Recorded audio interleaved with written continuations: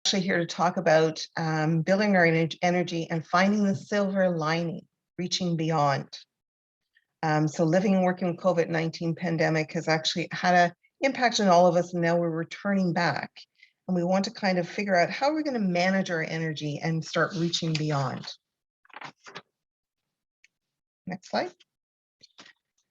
So our goals today are to reflect on our current situation and state of being. Where are we and how are we feeling? And put techniques into practice. So what techniques can we utilize or can begin to use to help us through? And what will be some of the things that we'll take with us? And what are some of the things that we'll shed? So now that you've heard a little bit about us, we'd actually like to get to know a little bit about you. So we're going to launch a few poll questions, and if you could take a minute to answer them, that would be great. So here's our first question. What is your role? If you can click on what is your role?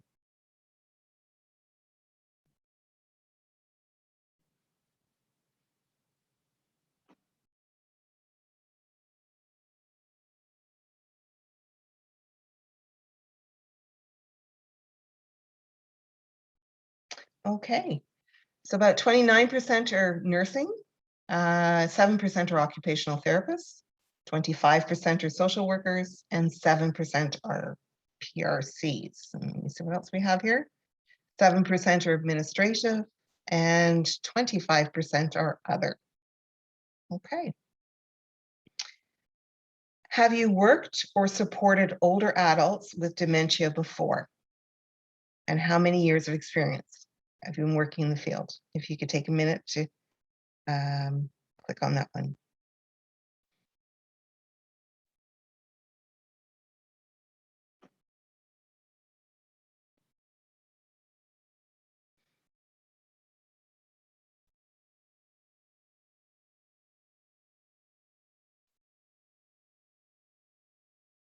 Okay.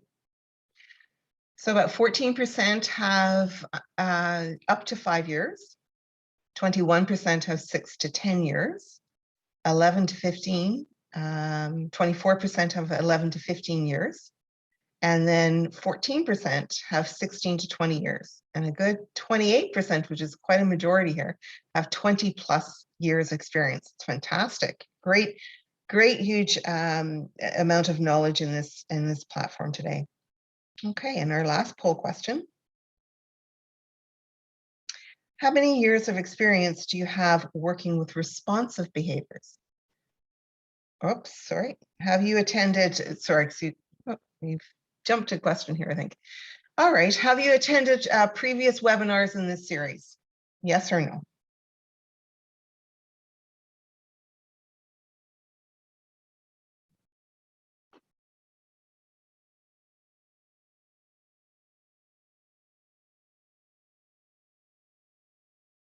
Oh, it's a direct 50-50 split. 50 have and 50 haven't. So for those of you who haven't, welcome. And for those of you who have, thank you for joining us. Okay. We're going to move to the next slide. So one of the things we'd like to know today, or actually get an indication, and it's really for you to self-reflect. So if you have a pen and a piece of paper, I'm going to ask you a few questions, but just to get an idea of, if we look at a gas gauge, where are you today? Is the tank, is your tank half full? Is it full, or is it near empty? So to get an indication of where you might be at, I've got a few questions here. Herbert Freudenberg listed these questions as a great gauge. So here we go. Do you tire more easily? Do you feel fatigued rather than energetic? Are people annoying you by telling you things like, you don't look so good lately? Are you working harder and harder and accomplishing less and less? Are you increasingly cynical and disenchanted? Are you often invaded by a sadness you can't explain? Are you forgetting appointments, deadlines, personal possessions, etc.? Are you increasingly irritable, more short-tempered, more disappointed in the people around you? Are you seeing close friends and family members less frequently? Are you too busy to do even routine things like phone calls, read reports, or send out cards? Are you suffering from physical complaints? Do you feel disoriented when the activity of the day comes to a halt? Are you unable to laugh or joke about yourself? Is joy elusive? Do you have very little to say to other people? These are all questions to kind of get an indication of where on the gas gauge you might be today. And with that, we're going to go to the next slide. And I'm going to pass this over to Susie. Thank you, Therese. Now that you've reflected on your gas gauge and where your tank may be, I'd like to invite you to reflect on how you're feeling right now and what your energy level is like today. Into which zone would you place yourself today? Are you in the performance zone? Are you in the recovery zone? Are you in the burnout zone? Or are you in the survival zone? And as you're reflecting on where you are today, I'd like to invite you, if you feel comfortable to do so, to share how you're feeling with us. And for those of you who are able, if you could go to www.menti.com, and the code is there, it's 419-7357 on your web browser, if you could enter those numbers. And you can use your phone as well. If you could enter a word or a few words that would describe what your energy level might be like today.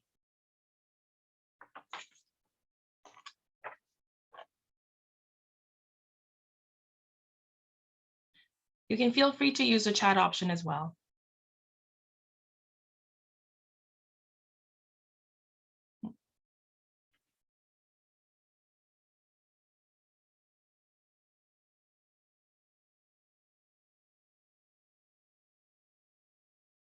We're using the word cloud option on Mentipoll, and the words that appear larger are the words that have more people entering that specific word. You can see tired is a popular one.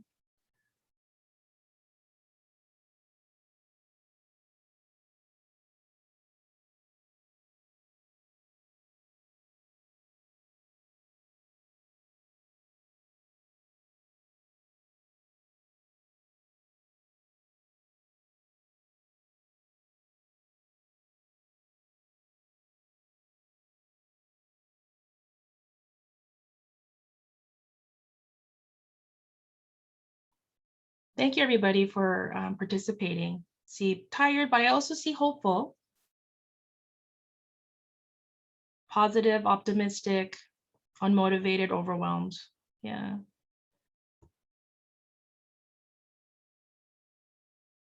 Thank you very much, everybody. And thank you for sharing where you are today. It's important for us to be mindful of where we are and how we're feeling. I'm going to be reviewing a strategy that you can use with you, you can take with you anywhere to help center yourself when things may feel overwhelming. Our breath is something that we always have with us, and I invite you to try this strategy with me now. Box breathing or square breathing is a simple technique that we could access anywhere. Before starting, please sit with your back supported in a comfortable chair with your feet on the floor. Close your eyes, breathe in through your nose while counting to 4 slowly. 1, 2, 3, 4, and feel the air enter your lungs. Hold your breath inside, counting slowly to 4. 1, 2, 3, 4. And begin to slowly exhale to the count of 4. 1, 2, 3, 4. And repeat these steps a few times, ideally for about 4 minutes or until a state of calm returns. And this is a simple exercise that can be done anywhere, even in a challenging environment. Before you start your day, enter a patient, client, or resident's room, begin or finish a shift, Before you enter the front door after a challenging day at work, or whenever you just need to ease some tension, take a moment to slow down your breathing. While this can be more difficult when wearing PPE like a mask and a face shield, it still remains possible. So please take a moment for yourself and slow your breathing. This can help calm your nervous system and provide some relief from the physical symptoms of stress and anxiety that you may be feeling in the moment. The purpose of the code Lavender is to be a circuit breaker in times of stress. It allows a team member or leader to initiate or trigger a holistic relief valve. This could be for a specific team member or for the whole team. The code Lavender is a coordinated response when a team or a team member needs support, and it allows for that reprieve or that relief from the stress that may be experienced when we're delivering care. A code Lavender may be geared for use in a particular organization, but I will share with you my personal experience with this code.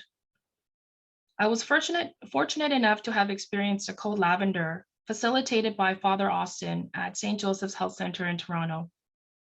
A code Lavender was called for my team at the outset of the second wave during a time when I felt incredibly overwhelmed on a personal and professional level. I'm going to share some of that experience with you today.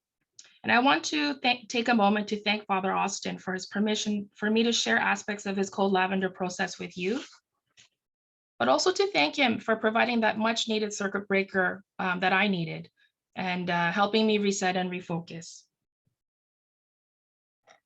The code Lavender started with a greeting meditation, which I'm going to review with you now, and I invite you to join me in the experience.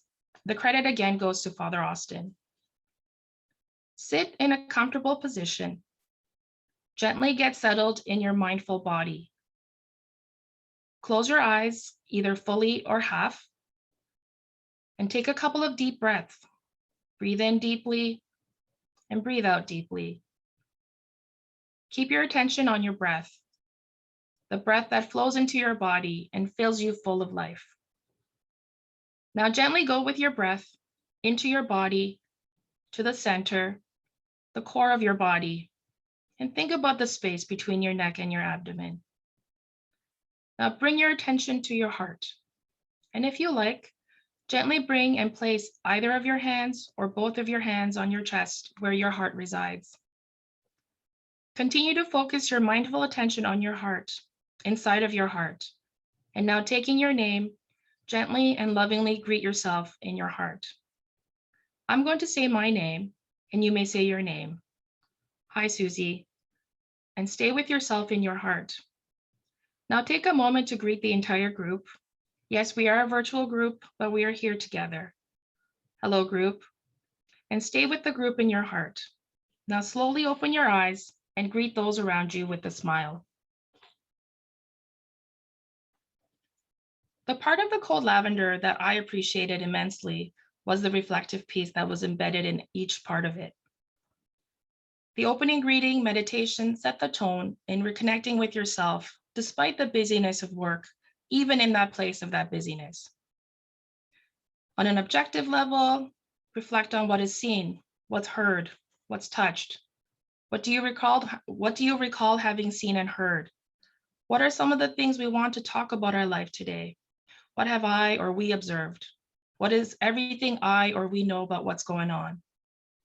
On a reflective level, think about what are the associations, the feelings, the reactions, and memories triggered by the facts, and what may be happening right now.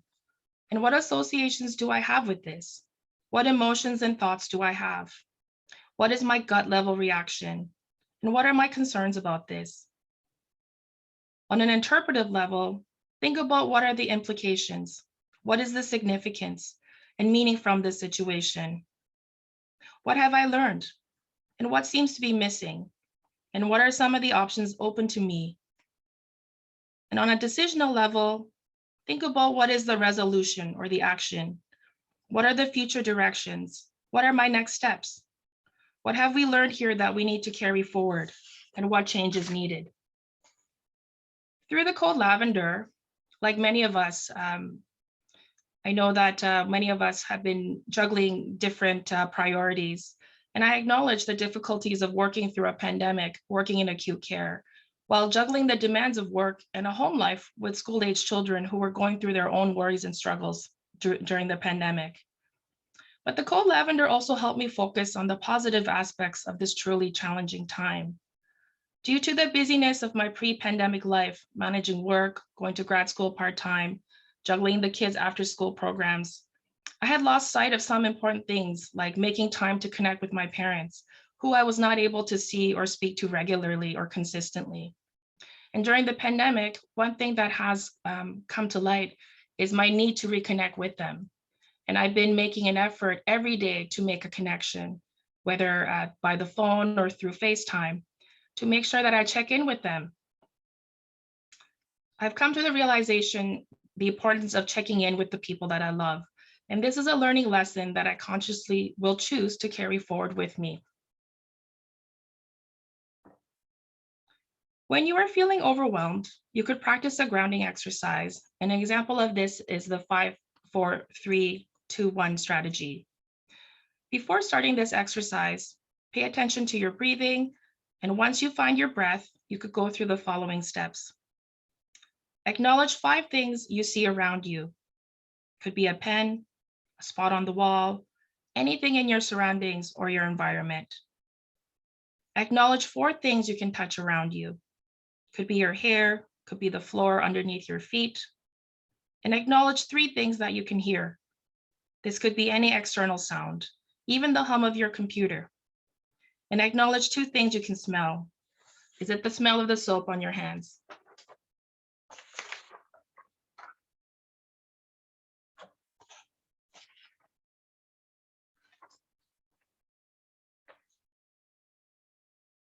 So one last thing, acknowledge 1 thing you can taste. We can all acknowledge that the past 17 months have been a time of challenge and growth in many ways. I'd like to ask you to reflect on what the lessons learned have been for you during this time, both positive and constructive. And take a moment to think about the following question. If you were going to use 1 word to tell your great-grandchildren what the positive lessons that we learned from COVID-19 are, what would those words be? Now, again, I invite you to access menti.com again. So if you could go to www.menti.com and use the code 4508-2411. And please answer the question, if you were going to use 1 word to tell your great-grandchildren the positive lessons that we learned from COVID-19, what would they be? Thank you.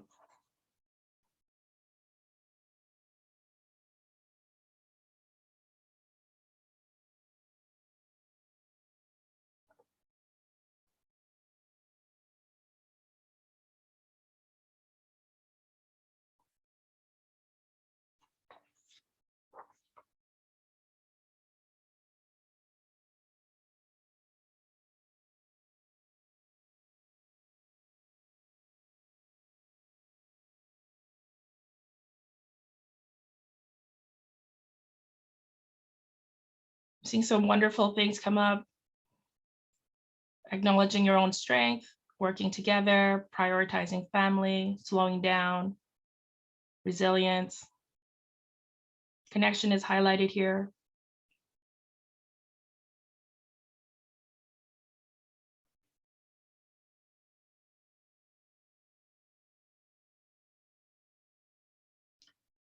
Thank you, everyone. I will pass this on to Charlene to continue on the discussion of reflecting on the good that has been done during this difficult time. Thank you, Susie, and thank you everyone for your input. So with respect to the COVID-19 pandemic, this purpose of our webinar today is to help us in a restorative way to rebuild, to refocus, and to recharge. We recognize the trauma and the loss that all of us have experienced, and we also want to reflect on some of the good things that have been done during the pandemic. And I would like to share that for myself. I'm a working mother I'm a single parent, and prior to the pandemic, I worked a lot, and I really didn't take the time, as they say, to smell the roses. And during the pandemic, a couple of good things happened for me. One, I slowed down and I was able to actually learn about mindfulness and put in a contemplative practice about mindfulness. And the second big thing for me was reconnecting with my spiritual self. So I was able to use the pandemic as a time of personal transformation. So I'm not taking people for granted, like Susie had said, and my relationships with my family and my friends has grown stronger. And this is something, you know, we're really looking at today. What things do we want to leave behind? And what are some of the things we want to carry forward that have helped us? And I'd like to hear from you in the chat if you'd be willing to just share what has been good for you about the pandemic. What have been some of the good lessons that you have experienced, and what would you like to bring forward as we move forward in a return to normal? So if you please put that in the chat, that would be great.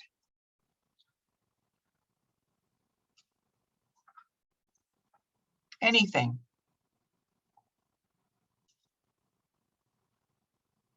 Any comments?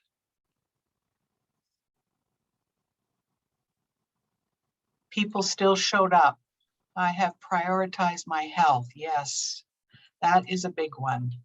Absolutely. Lessons learned are to slow down and take time for yourself and enjoy the simple things. Yes, we go at a very fast pace, 100 miles an hour.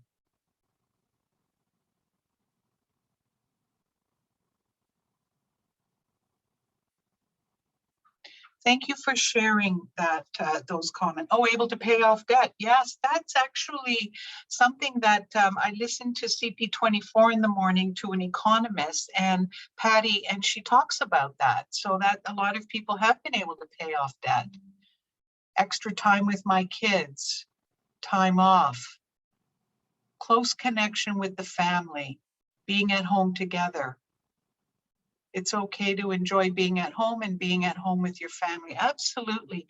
Things that may not have happened before if we're commuting and working. I know for myself, I was hardly ever home. So these are things that are good. These are things that nourish us. And these are things I saw in the word cloud previously, that we want to re-examine our personal boundaries and our choices. And part of our webinar today is we're going to actually look at that, how we move forward. And there were just a few others that we had: checking on neighbors, friends, and co-workers. This idea of a community, and this would be the global community as well. And also really listening to people. In my role as a psychogeriatric resource consultant, I journeyed with many frontline staff. I was not there at the beginning of the pandemic, but I journeyed with them and really listened to them talk about the tremendous fear and loss that they experienced working in the first and second and all the different waves.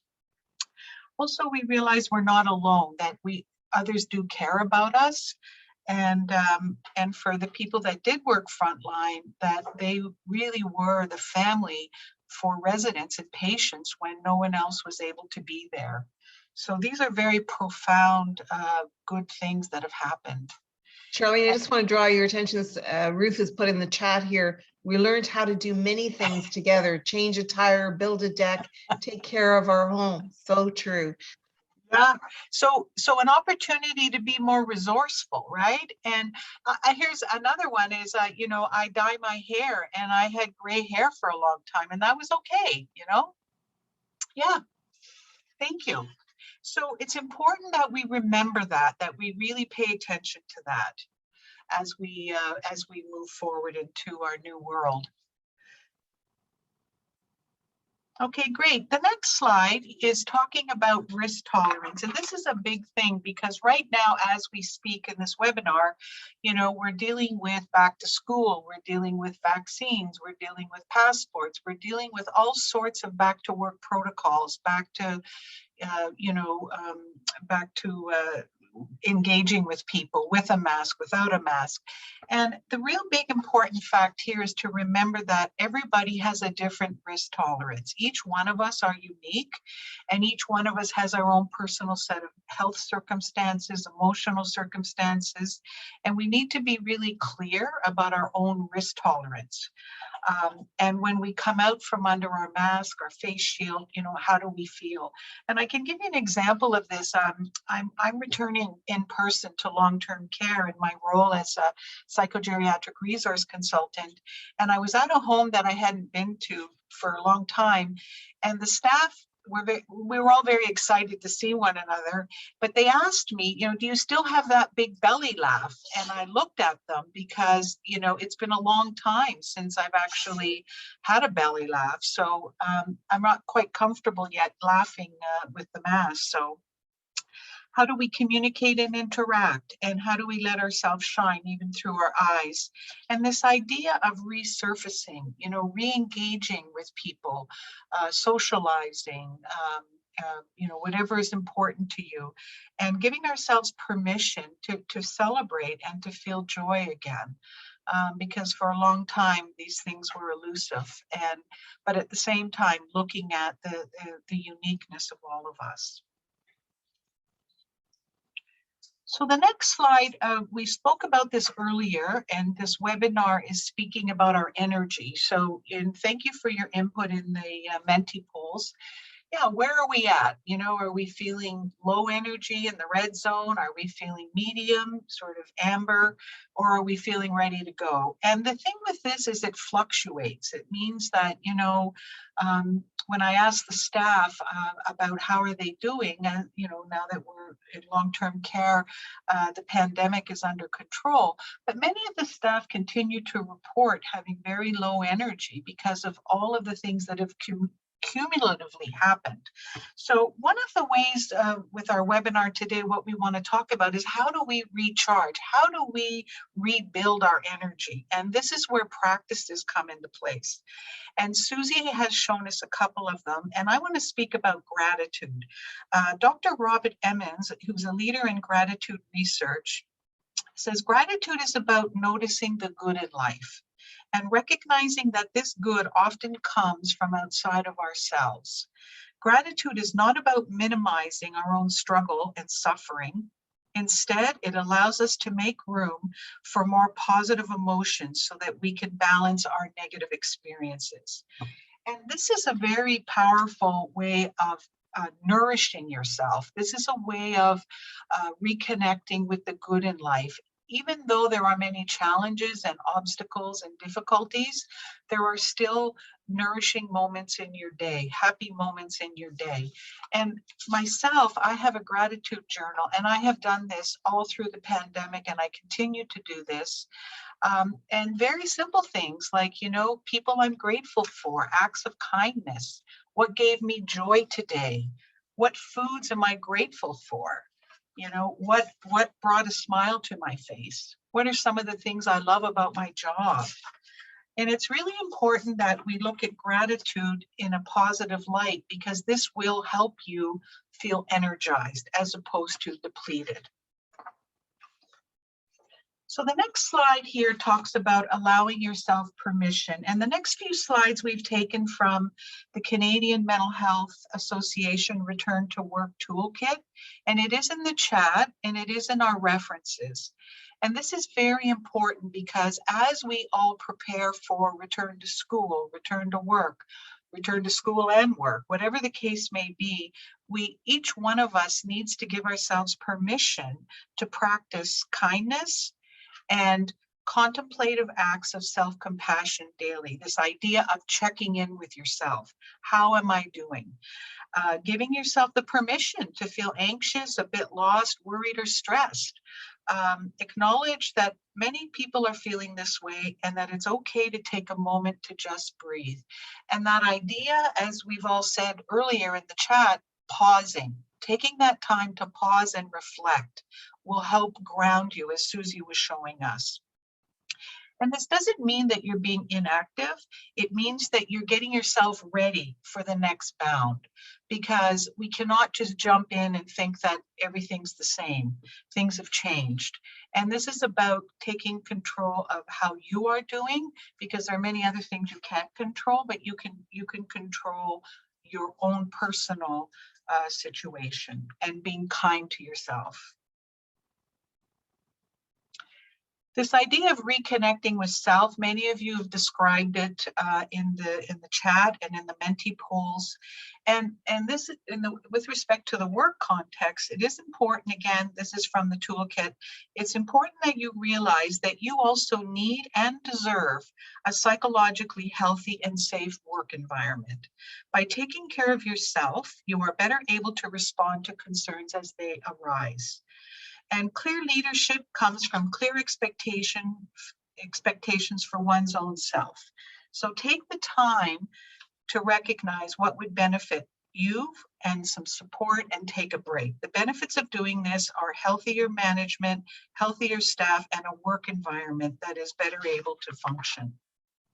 Really important to take a look at what your needs are and what will give you success. What are the things that you need to have in place to have a successful experience?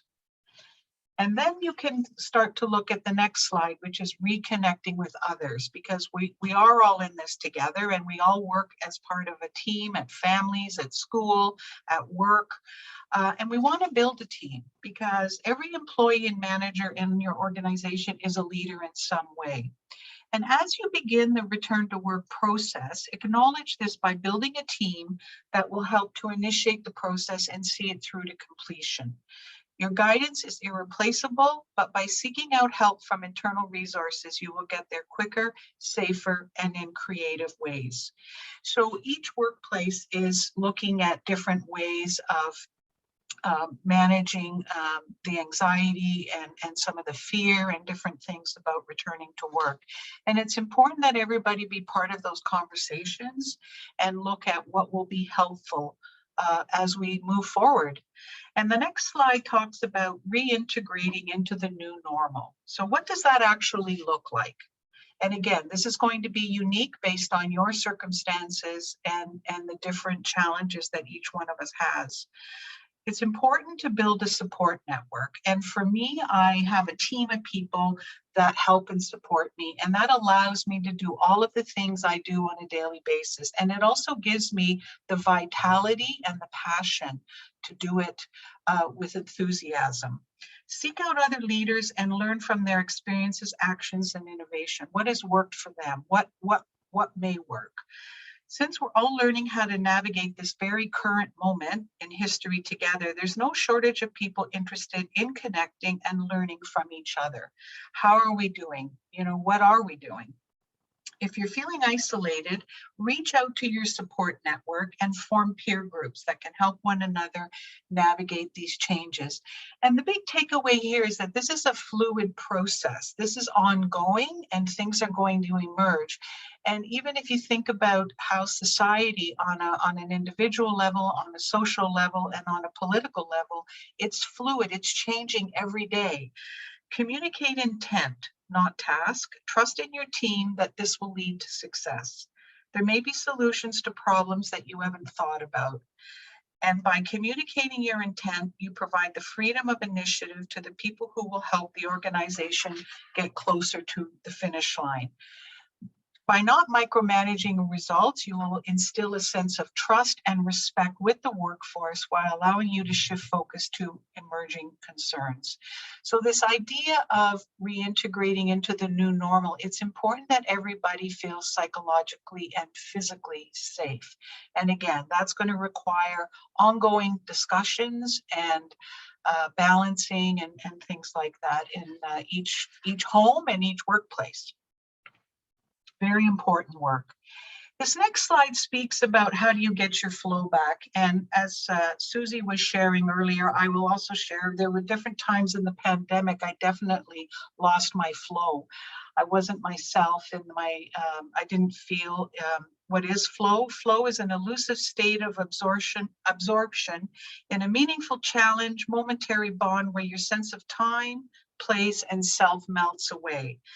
But it's hard to find flow when you can't focus and the pressures of the pandemic and life, juggling work and other things. So this is where, you know, we're really inviting all of you to think about how do you get your flow back? Because your flow is going to be unique. And how are you going to think about your schedules? How are you going to return to work? How are you going to prepare yourself and your family and your children?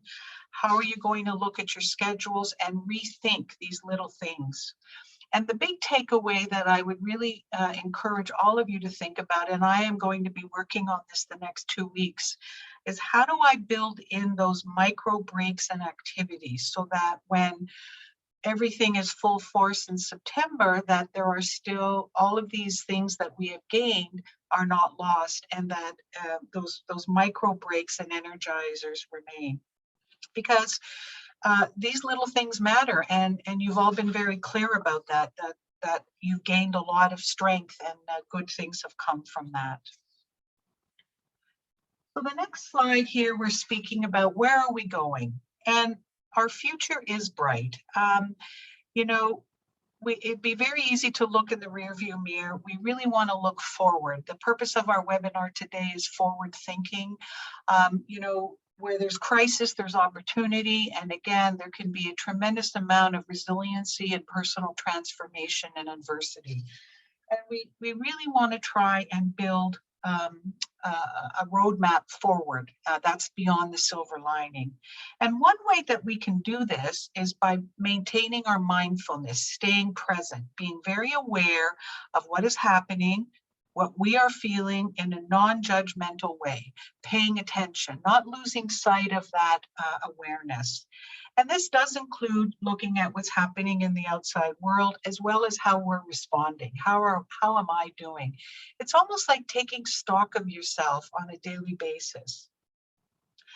And also by practicing this mindfulness practice, building in the small joys in life to combat the negative thoughts by mitigating our negative responses. So our energy goes where our attention is. If we're consumed with negative thoughts, our behavior will reflect that. If we think more positive thoughts, our behavior will also reflect that. Even though our responsibilities can be incredibly taxing, introduce moments of mindful practice and joy into your day. This will help recharge, re-energize. Things can be like reading a book, being present, being mindful. For myself, I journal, sitting down for lunch, paying attention to what you're eating. And the Canadian Mental Health Association, we've put it in our resource slide, but they have a wonderful mental health tips booklet to help with some of these practices that I would really encourage each one of you to use and encourage your family to use as well. So forward thinking and our face towards the sun is our message for today. Our next slide, again, speaks to that. The idea that we're showing compassion, that we're reaching out to others. You know, when I'm back in the front lines with the staff, the first thing I acknowledge is gratitude that they worked through the pandemic. I did not. I was on a virtual Zoom platform, and I acknowledge all of their hard work as well as their resiliency and their strength. Because you know, many of them have shared that they had some real personal growth as well, and truly listening to people. Really paying attention to what people are saying and how they're feeling, and reflecting again on the important things that we've talked about. Expressing our gratitude to people, not taking people for granted, acknowledging each other, and reharnessing the good lessons that we have all learned from COVID-19 and keeping them alive. And that's the purpose of our webinar today. Again, if we build these practices into our daily routine, they will stay alive. They need energy as well to keep going. Let go of the negativity and fear, acknowledge it, it's happened. However, we're focusing on the positive. We're making room for something new and something wonderful. And we're going to build on our sense of humanity and kindness. Human beings are capable of tremendous things through adversity. And you know, we want to really think about the future being bright and allowing us to take stock of our situation and to reconnect with ourselves and others and move forward in a positive fashion. Thanks, Charlene. That's great. Maybe what we can ask is just if yourself and Susie can just turn on your cameras. That would be great. So we're going to take a minute. We do have a little bit of time for some questions. So if you can actually put them in the chat box if you have any, please feel free to do that. And to select from all panelists to all panelists and attendees so that everybody can see it. That would be great. And I think Charlene, you had a question from earlier on. Maybe we could start with that.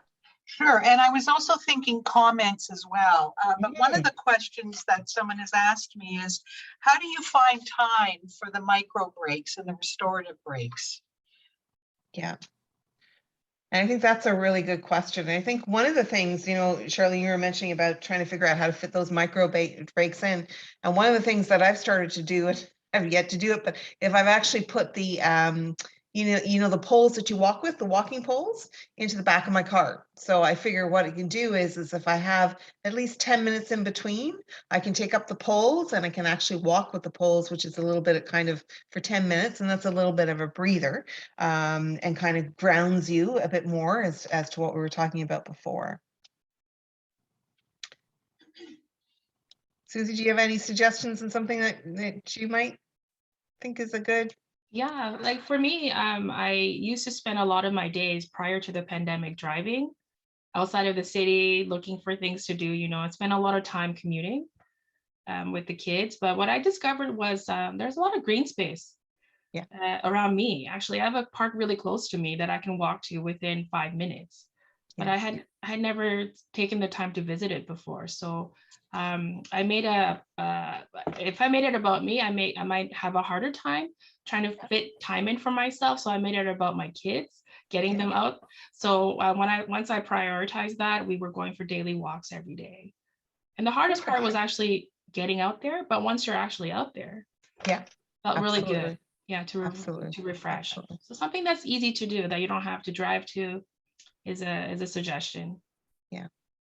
And I noticed too, I was looking in the chat box here, and I think Linda mentioned that she was actually looking for more kind of a burnout strategy. And I think what we were actually trying to get at today is that there is a lot on burnout and there's a lot of information out there.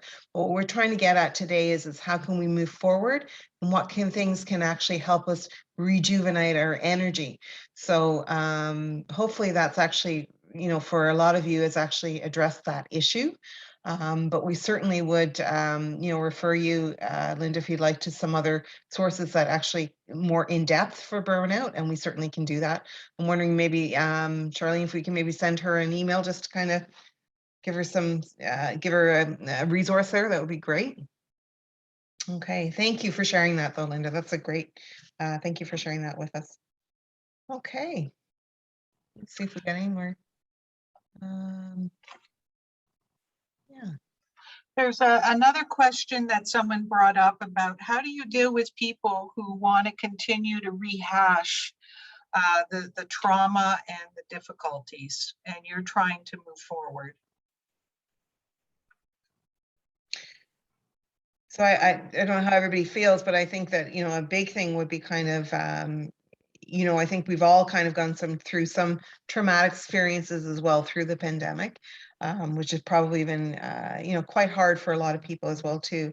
But we need to look at, you know, the positives, because in each negative there is a positive.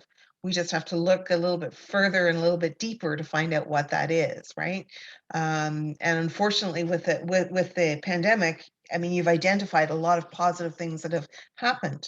And one of the things is, you know, more time with family, more time with, you know, connecting with friends, focusing more on the energy of others, and showing more compassion and caring. It's been great for the environment really as well too, when you think about it. So these are all things that are kind of, you know, we need to kind of refocus into a positive framework. And look at, even though it may be negative, what is positive that sits within it. Susie, do you want to add anything to that? Yeah, for me too. Sometimes I find myself slipping into focusing on, because it's easy to really focus on some of the things that might be very challenging. But something that I've learned to do is to set limits in terms of time. Yes, you can acknowledge that things have been really difficult, but set a timer for yourself and for the people close to you in your life. You can acknowledge those things for X amount of minutes. And after that, we're going to practice some gratitude and think about the positive things too, because there's always a balance. Yes, it's difficult, but it's also some good things too that we've talked about today as well. So that's what I've been trying to practice in my own life. Yeah, absolutely. It's a really good point. Yeah. Yeah, I agree. There's one other comment or question, but it's all about moving forward. So what are some of the things that workplaces can do to support, this type of moving forward and staff wellness, staying motivated? Sort of, I guess, what could be done in each workplace? We actually just heard recently to earlier on this week, right, that there was one workplace that actually provided their staff with a wellness day off, which was very creative, I think, right? So, I mean, it depends, but I mean, that's certainly one way of looking at that too. Yeah.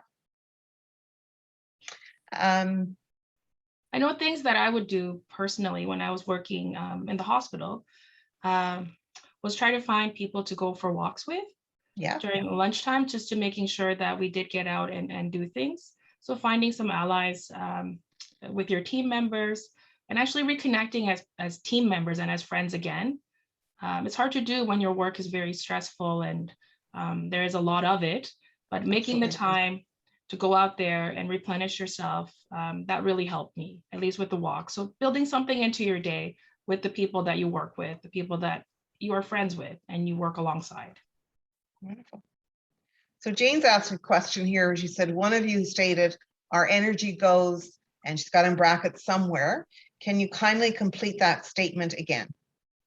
Well, I think that might be for me, Therese. The idea of we are what we think. So if we're thinking negatively, our energy will go there, right? So if you and positive, that comes from positive psychology. It takes, I think, approximately one negative thought. You need to do 3 positive thoughts to cancel that one out. And human nature, and particularly during the pandemic, is to go to the negative, the default. So by not doing that, you're actually creating a new neural pathway by going to the positive. And if you go to the positive, it's more likely you will have a positive outcome. And the simplest way I can describe that is when I wake up in the morning, and I do this every morning, as soon as I wake up and I place my 2 feet on the ground, I say, this is a good day. I'm alive and my feet are on the ground. This is good. And then when I take a shower, I do some more of that. And so I try to set myself up with that positive vibe. That doesn't mean that there won't be difficulties throughout the day, but I've set up a positive framework. I hope that helps. Positive psychology. Perfect. Yeah, that's great. Thank you. I think that answers maybe Jane's question there. All right. And Shannon has said that she's running a retreat actually from October 22nd to the 24th for healthcare workers to help with burnout. And so she's put that in the chat box there. And so just for, I think maybe, I can't remember who had asked that about the burnout, but I think you might want to take a look at that. Sorry, can't remember the. I think it's Linda. Linda, was it Linda? Yeah. Linda, thanks. Great. Okay. All right. I think we've got, yeah. So I think there's a lot of things that kind of, I think you have to kind of adapt to what your own unique interests are. Some of you will find that, your restoring of your energy and your batteries will come from going and taking the dog for a walk. Others will find that it may be going and having a run, or it might be, going and doing a yoga class, or it might be just sitting and meditating.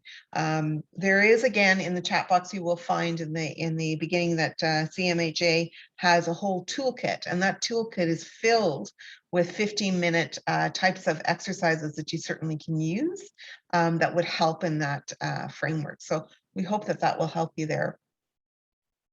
So I think what we'll maybe do is go back to the slides, and because I don't see any more questions there. Okay. Oh, All right, so if there, please let us know what you think of the actual webinar and how you've, what you enjoyed. We want to also remind you that for the next webinar will be on Tuesday, September 14th, and this will be looking at the design and dementia. So please look forward to that. You also, you want to keep an eye out for the feedback and survey.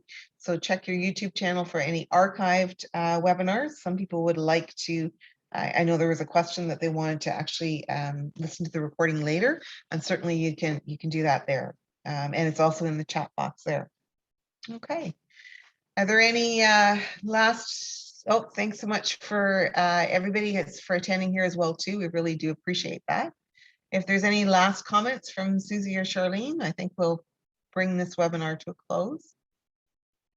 Any last comments? No, thank you very much No? for participating with us and for engaging with us. Wonderful. Yeah, we appreciate your time and energy. Keep well. Yes. Absolutely. Thank you very much. Take care.